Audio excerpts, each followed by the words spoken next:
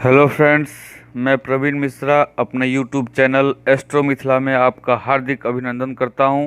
अगर आपको मेरा वीडियो अच्छा लगे और शिक्षाप्रद लगे तो मेरे चैनल को सब्सक्राइब जरूर कीजिएगा और बेल आइकन को भी प्रेस करके एक्टिवेट कर दीजिएगा, जिससे कि मेरे ज्ञानवर्धक वीडियो अपलोड होते ही आपको मैसेज पहुंच जाए। फ्रेंड्स, बेसिक एस्ट्रोलॉजी में आज का टॉपिक है शुभ कर्तरी योग एवं पाप कर्तरी योग। तो पहले चर्चा करते हैं शुभ कर्तरी योग के बारे में। जब दो शुभ ग्रहों के बीच में कोई पाप ग्रह आ जाए तो वह पाप ग्रह भी शुभ परिणाम देने लगता है और अपने अशुभ परिणाम देने में सक्षम नहीं होता, या यूँ कहें कि वह भी शुभ परिणाम देने के लिए बाध्य हो जाता है।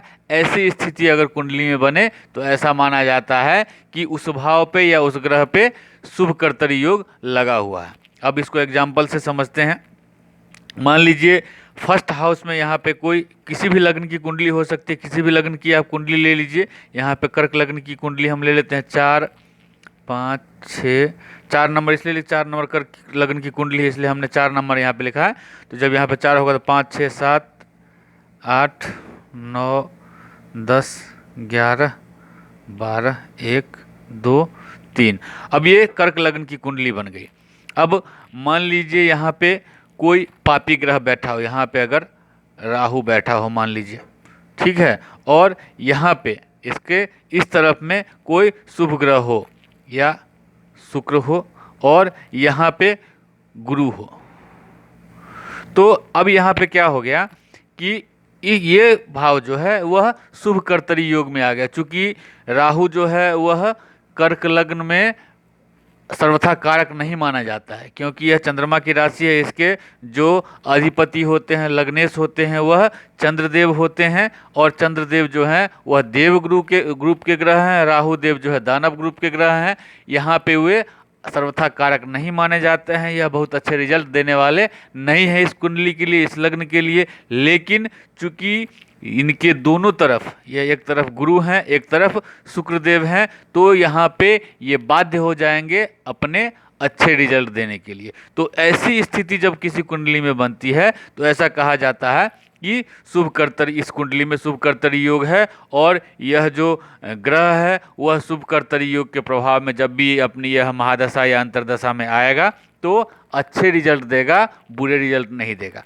यहाँ पे यह भी हमको देखना है कि राहु की डिग्री इन दोनों ग्रहों से, जो शुभ ग्रह है उनसे कम होनी चाहिए। अब मान लीजिए राहु देव यहाँ पे 5 डिग्री के हैं, 10 डिग्री के हैं, और शुक्रदेव यहाँ पे हैं 12 डिग्री के। गुरु जो ग्रह हैं ये हैं यहाँ पे 15 डिग्री के। तो ये दोनों इनसे बलवान होना चाहिए। जब ये दोनों इनसे बलवान होंगे तभी ये इनके शुभत्व के प्रभाव में यह पाप ग्रह आएगा और यह बुरे परिणाम ना दे करके अच्छे परिणाम देगा। ये कहने का मतलब हो गया कि पाप ग्रह जो है वह शुभ ग्रहों से कमजोर होना चाहिए। तो ये सब भी चीज़ भी हमको यहाँ पे देखना है। यह बलवान नहीं होना चाहिए, कमजोर होना चाहिए, और जो शुभ ग्रह है वह बलवान होना चाहिए। तो इस शुभ कर्तरी योग का जो है प्रभाव ज़्यादा देखने के लिए मिलता है और उसके शुभ प्रभाव में वृद्धि होती है। अब है पाप कर्तरी योग।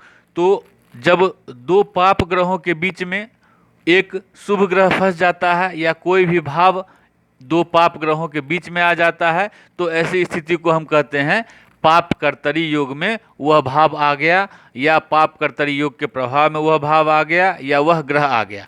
अब इसको ऐसे समझ लेते हैं।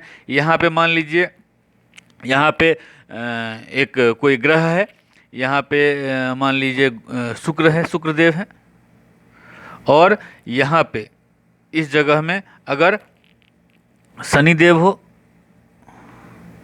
और यहाँ पे अगर राहु देव हो, तो यहाँ पे क्या है, शुक्रदेव जो है वह इस कुंडली के लिए समग्रह है, मतलब कारक ग्रह है। समग्रह का अर्थ होता है कि समग्रह जहाँ पे अगर अच्छे भाव में बैठते हैं तो अच्छा फल देते हैं और बुरे भाव में बैठते हैं तो बुरा फल देते हैं। क्योंकि ये समग्रह है और बुरे भाव में बुरा भाव होता है 6, 8, 12, तो 6, 8, 12 में नहीं है। यहाँ पे अगर सप्तम भाव में है तो यहाँ पे ये इस कुंडली के लिए योग कारक ग्रह हैं, शुभ ग्रह हैं। शुभ ग्रह अगर यहाँ पे शनिदेव हैं, शनि और राहु यहाँ पे है, तो ये दोनों के बीच में आ गए शुभ ग्रह। जब कोई शुभ ग्रह दो पाप ग्रहों के प्रभाव में आ जाता है, बीच में आ जाता है, तो ऐसी स्थिति को हम कहते हैं कि कुंडली में पाप कर्तरी योग का निर्माण हो रहा है।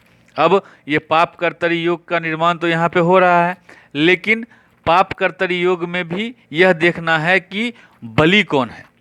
अगर यहाँ पे शुक्र बली होंगे और ये दोनों बली नहीं होंगे, इन दोनों की डिग्री कम होगी। मान लीजिए राहु देव 4 डिग्री के हैं, शनि देव 5 डिग्री के हैं, 3 डिग्री के हैं, 0 डिग्री के हैं, या राहु देव 28 डिग्री के हैं और शुक्रदेव 14 डिग्री के हैं, तो शुक्रदेव के ऊपर इनका ज़्यादा प्रभाव नहीं पड़ेगा और ये अपना पाप प्रभाव इनके ऊपर ज़्यादा नहीं दे पाएंगे। लेकिन वहीं पे अगर ये कमज़ोर शुक्रदेव यहाँ पे कमज़ोर हुए या अस्त हुए या छिन्न हुए या अगर नीच के हो गए, इस तरह से बैठे होंगे या अस्त होंगे या किसी पाप ग्रहों से पीड़ित होंगे, तब जा कर के इनके ऊपर जो है इनका प्रभाव और ज़्यादा बढ़ जाएगा और ये अपने पूर्ण रूप से पाप कर्तरी योग के प्रभाव में आ जाएंगे। अब इसका प्रभाव क्या होता है, तो अब इसका प्रभाव ऐसा होगा कि जिस भाव में यह बनेगा, जिस भाव में यह बनेगा, मान लीजिए शुक्रदेव यहाँ पे बना रहे हैं, तो शुक्रदेव तो बना रहे हैं सप्तम भाव में बना रहे हैं, तो सप्तम भाव के रिगार्डिंग तो बुरे रिजल्ट मिलेंगे ही। सप्तम भाव के जो रिगार्डिंग जो अच्छे, चूँकि यहाँ पे शुक्रदेव योग कारक ग्रह थे, लेकिन यहाँ पे ये अशुभ प्रभाव देने वाले बन गए, यहाँ पाप कर्तरी योग में आ गए, तो यहाँ पे सप्तम भाव के रिगार्डिंग जो रिजल्ट है उसमें प्रभाव में कम ला देंगे। जैसे कि अगर दाम्पत्य, सप्तम भाव क्या होता है, दाम्पत्य सुख का भाव होता है, तो यह दाम्पत्य सुख में कमी ला देंगे, उसमें बाधा उत्पन्न करेंगे, शादी होने में देरी कर सकते हैं, या फिर जो आपका पार्टनरशिप है उसमें आपको दिक्कत हो सकती है। तो इस तरह के प्रभाव यहाँ पे दे सकते हैं। और साथ ही जो ग्रह यहाँ पे बना रहा है, मान लीजिए शुक्रदेव यहाँ पे बना रहे हैं, शुक्रदेव जिस भाव के स्वामी है, तो शुक्रदेव यहाँ पे किस भाव के स्वामी है, सुख भाव के स्वामी है और यहाँ पे लाभ भाव के स्वामी है।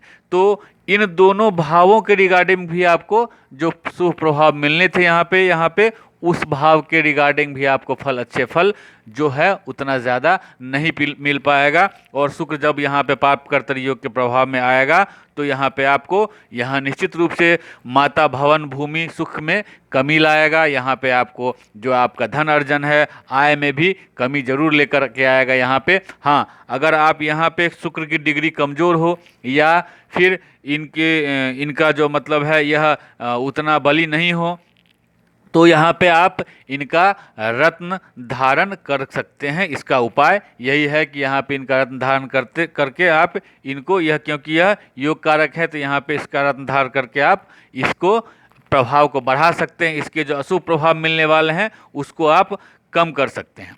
अच्छा, एक चीज़ और आपको ध्यान देना है कि राहु अगर जिस भाव में पाप कर्तरी योग बन रहा है उस तरफ मूवमेंट करेगा, अगर राहु अगर यहाँ पे होगा, शनि यहाँ पे होगा, तो आपको उतना ज़्यादा बुरा प्रभाव नहीं मिलेगा। लेकिन अगर राहु यहाँ पे है और शनि यहाँ पे है, जैसा कि अभी है, तो यहाँ पे ज़्यादा बुरा प्रभाव मिलेगा, क्योंकि राहु जो होता है हमेशा वक्री चलता है, तो क्लॉकवाइज चलता है। तो राहु यहाँ से यहाँ इस तरफ मूवमेंट करेगा और शनि जो है यहाँ से इस तरफ मूवमेंट करेगा। दोनों इस तरफ ही मूवमेंट कर रहे हैं, कैंची जिसकी तरह एक जिस भाव में पाप कर्तरी योग बना रहे हैं उसी को दबोच रहे हैं, तो इसलिए यहाँ पे ज़्यादा प्रभाव पाप प्रभाव देखने को मिलेगा। लेकिन वहीं अगर राहु यहाँ पर रहेंगे तो राहु यहाँ पे फिर वक्री होते हैं, तो यहाँ पे अष्टम भाव की तरफ अग्रसर होंगे, और शनि यहाँ पे मार्गी होते हैं तो शनि इस तरफ अग्रसर होंगे, तो यहाँ से फिर पाप प्रभाव में कमी होती जाएंगी। तो इस चीज़ को भी आपको थोड़ा देखना चाहिए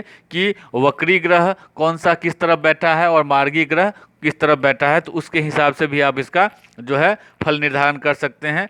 और अगर कोई पाप ग्रह और योग कारक नहीं है और उस कुंडली के सर्वथरा मारक ग्रह है, तो मारक ग्रह के लिए आप रत्न धारण नहीं करना चाहिए आपको। उसके लिए आपको क्या करना है, तो उसके लिए आप जिस ग्रह के ऊपर यह बन रहा है पाप कर्तरी योग या जिस भाव के ऊपर, तो उस भाव के स्वामी का या उस ग्रह का आपको पूजा करना चाहिए, बीज मंत्र का जप करना चाहिए और उसके वस्तुओं का दान करके उसके बुरे प्रभाव से आप बच सकते हैं।